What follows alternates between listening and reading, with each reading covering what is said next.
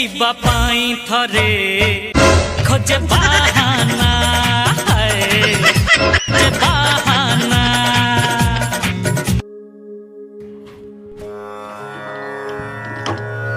ହେଲା ଜରୁରୀ ସୂଚନା ଶୁଣିବା ପୂର୍ବରୁ ଆପଣ ଏଇଟା ମନେ ରଖନ୍ତୁ, ଯୋଉ ଖରାରେ ଆପଣ ହନ୍ତସତ ହଉଥିଲେ, ଯୋଉଥିପାଇଁ ଝାଳ ନାଳ ଆଣ୍ଠିଏ ହଉଥିଲେ, ଆଜି ତାର ପରିସମାପ୍ତି ଘଟିଛି।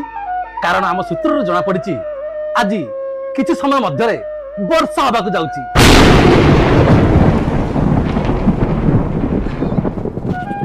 ଆଜ୍ଞା ସମ୍ଭାବନା କଣ? ଘଡଘଡି ମାଇଲେ ମାନେ କନଫର୍ମ ହବ। ঝিপ ঝিপ ঝিপ ঝিপ বর্ষা পড়ে ঝিপ ঝিপ